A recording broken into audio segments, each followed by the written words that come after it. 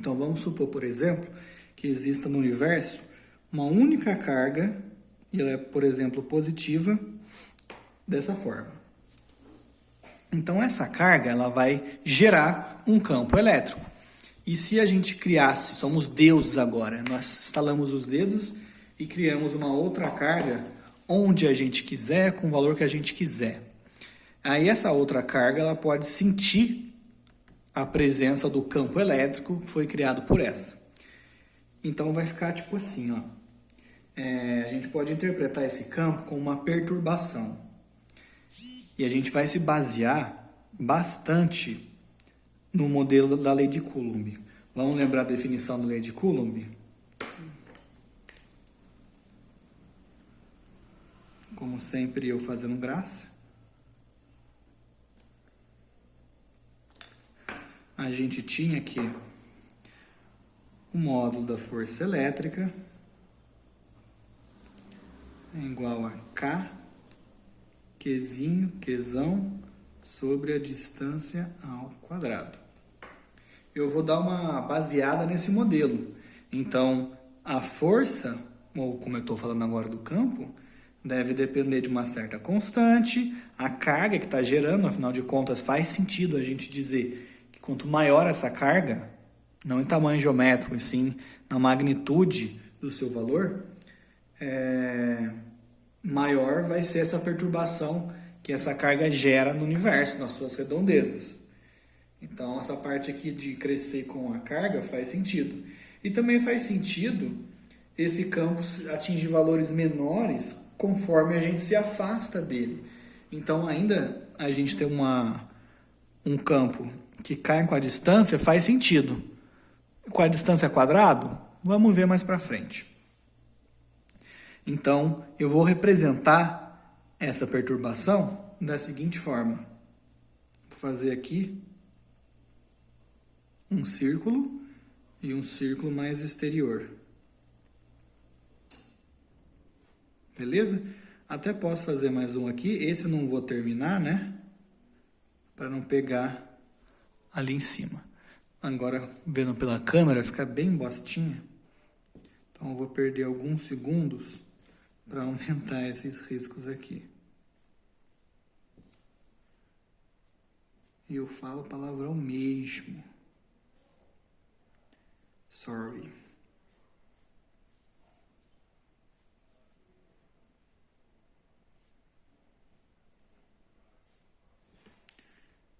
Falta aqui só agora. E por que eu estou fazendo círculos? Bom, a gente está olhando aqui essa carguinha no plano, né? Plano do papel.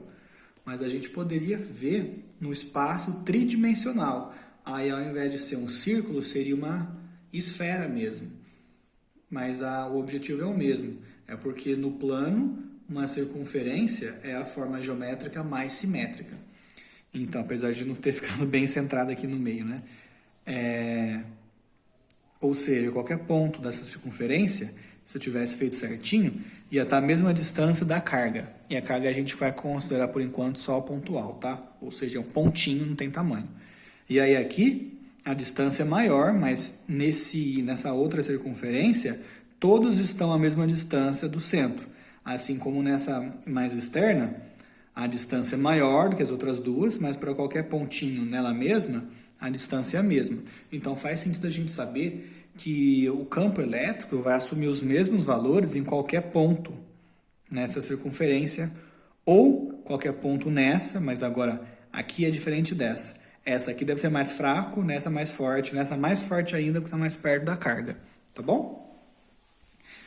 E agora a gente já tendo essa noção, a gente pode definir as linhas de campo, que são linhas que elas saem ou entram das nossas cargas elétricas.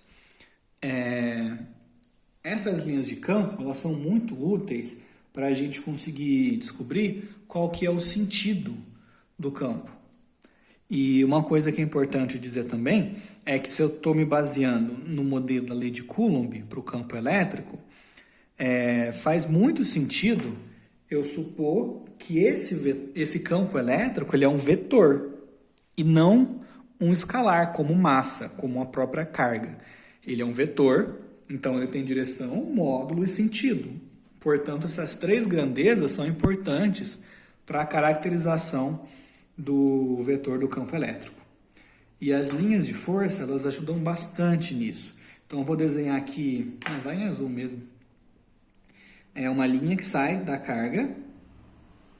Bom, por enquanto não sai nem entra, né? Dessa forma. Eu vou dizer que a linha sai porque eu vou fazer essa setinha. Então, essa setinha está indicando o sentido da linha de campo. Então, isso aqui são linhas de campo. E a gente convenciona que as cargas positivas, elas têm as linhas de campo que saem dela. E reparem que elas saem de forma radial. Eu não fiz uma coisa louca assim, um desenho qualquer, uma lombriga. É uma linha reta. Então eu posso dizer que essas linhas, elas são radiais, porque é como se elas fossem raios, né? Não raio de relâmpago, tá? Mas pensa aqui como uma circunferência, essa mais externa. Tá saindo do centro e vai até a borda. Sai do centro e vai até a borda. Sai do centro e vai até a borda. É como se fossem os raios dessas circunferências. Tá bom? E agora, olha que bacana. Conforme eu observo essas linhas de campo, vou fazer mais algumas aqui. Todas saindo porque a carga é positiva. Eu quero que vocês olhem para agora essas circunferências pontilhadas que fala, tracejadas, vou chamar de tracejadas. Reparem que, agora eu vou mudar um pouquinho a cor. Se eu olhar para essa mais interna, quando eu faço esse traçado aqui, vocês podem reparar que a distância entre duas linhas é meio pequena. Quando eu olho para as mesmas linhas de campo, mas mais afastadas, eu percebo que as linhas de campo também estão afastadas. Se eu afastar ainda mais, o que eu vou notar é que essas mesmas linhas de campo, elas estão ainda mais afastadas umas das outras. Olha só a distância aqui. Vocês estão vendo? Essa distância é muito maior do que essa distância. Então, a gente consegue dizer que o campo elétrico, ele é mais intenso quando as linhas de campo estão mais próximas. Tudo bem? Lembre-se disso. Uma outra coisa, como a gente está usando o modelo da lei de Coulomb, que envolve a distância ou a distância ao quadrado, como um fator que atenua o campo elétrico, quando a gente olha para essas circunferências, como eu disse para vocês, qualquer ponto aqui está à mesma distância do centro, nessa circunferência. Para outra, temos um valor diferente, mas a verdade continua. Qualquer ponto nessa circunferência está à mesma distância do centro. Então, a gente pode ver que o campo elétrico deve ser também o mesmo para qualquer ponto, na mesma circunferência. Então, se eu estou aqui, por exemplo, eu devo sentir um campo elétrico que é o mesmo que se eu estivesse aqui, em magnitude. Lembrando que ele é um vetor, então pode ter uma certa diferença em direção e sentido, mas não em magnitude. Isso permite com que a gente diga que essas circunferências, se fosse, como eu disse, em 3 dimensões, não seriam circunferências, seriam esferas, elas são superfícies onde eu tenho o mesmo valor para o campo elétrico. E aí a gente pode chamar essas linhas assim de superfícies equipotenciais, porque eu sei que ali eu vou ter o mesmo valor para o campo elétrico, tá bom? O campo elétrico ele é constante conforme você anda ali, em módulo, tá? Você ficar dando a volta aqui, vai ter sempre o mesmo campo elétrico, olhando sempre para a magnitude dele, tá bom? Isso foi para a carga positiva. Vamos fazer o contrário agora para a negativa. Eu não vou dar tanto detalhe, tanta explicação, porque é o mesmo princípio. Tá ali a carga, bonitinha. Aí eu vou tentar fazer aqui, então, essas equipotenciais. Lá, lá, lá, lá, lá, lá, lá, lá, lá, lá, lá, lá, lá.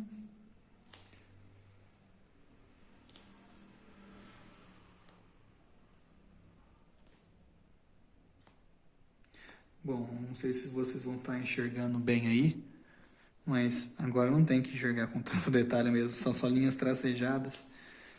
E as linhas de campo, como eu disse, para cargas pontuais, elas vão ser sempre radiais.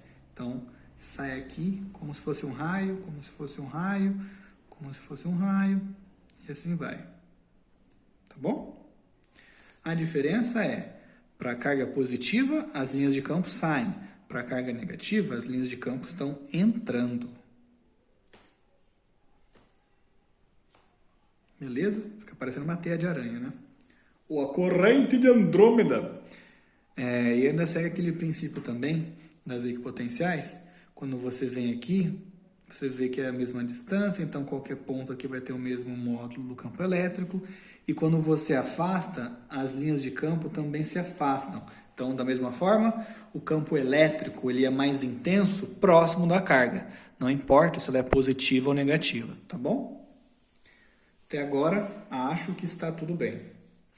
Vou dar mais um exemplo ainda, usando as linhas de campo, que é quando você tem mais do que uma carga. Vamos colocar, por exemplo, essas duas cargas relativamente próximas. Então, eu tenho aqui uma carga positiva e aqui uma carga negativa. E agora eu tenho que caprichar bastante no desenho para não ficar errado.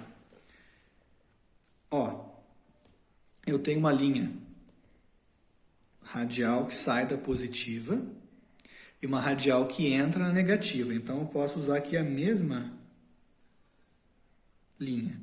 Ela está saindo da positiva e está entrando na negativa. Legal, né? E aí eu tenho uma outra que é sair por aqui. Beleza? Assim como uma que iria entrar por aqui. E uma coisa importante é que as linhas de campo, elas nunca se cruzam. Então, essa, não poderia desenhar mais uma aqui, que ela faz uma curva e encosta em outra. Então, o que acontece é, essa linha de campo aqui, ela se deforma dessa maneira. Ela sai da positiva e aí ela entra na negativa. De forma que ela não encosta na outra, mas ela consegue fazer esse arco. Isso não tem problema nenhum. Se por um acaso no desenho alguma linha de campo aqui encosta nessas de cima, não tem problema porque esse aqui é um outro desenho, tá?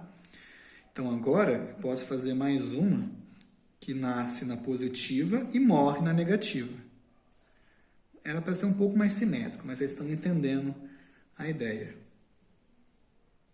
Sai da positiva e morre na negativa. Tá bom?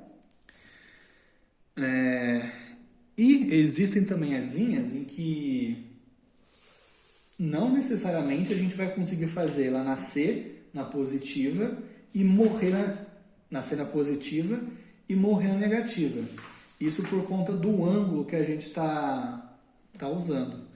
Uma linha de campo, por exemplo, que ela sai muito... Aqui já está acabando o espaço, né?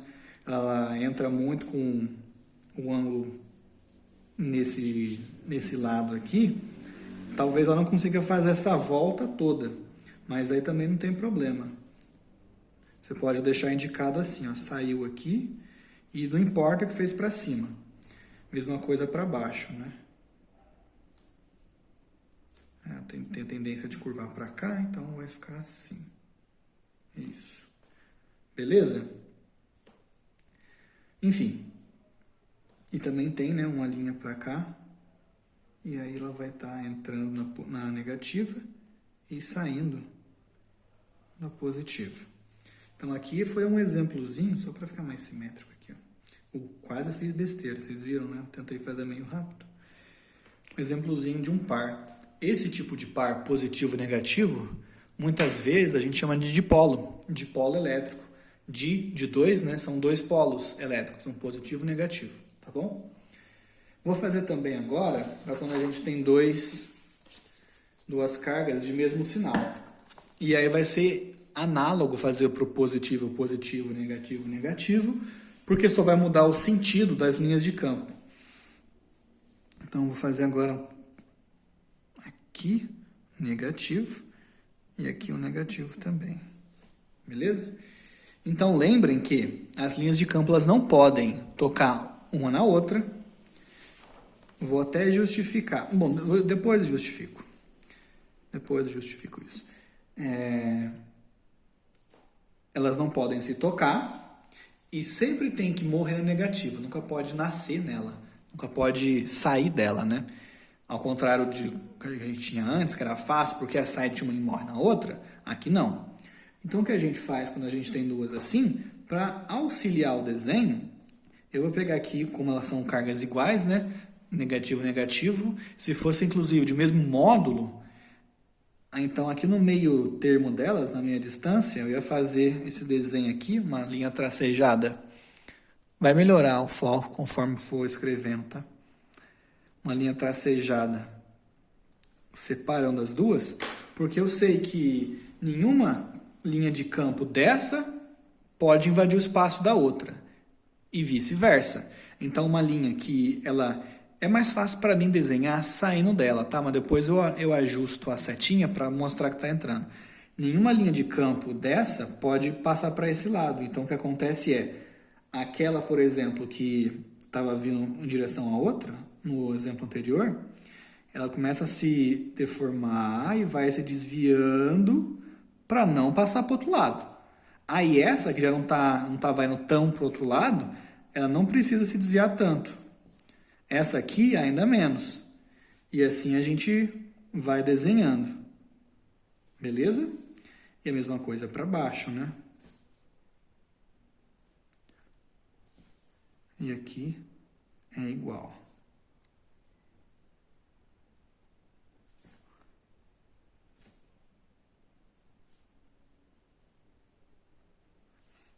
Beleza? E as linhas que vão para esse lado, aí já não tem muito problema. Ela não vai ser linha reta ainda porque uma deforma a linha da outra, né? Então você ainda pode continuar com essa inclinação desse jeito. Então, tava vindo assim, né? Calma que tem que pensar aqui. A barriga tá para lá, né? Então, vai ficar assim. Isso. A exceção é a linha que morre diretamente aqui e a linha que morre diretamente aqui. Porque aí mesmo essa carga tendo o seu campo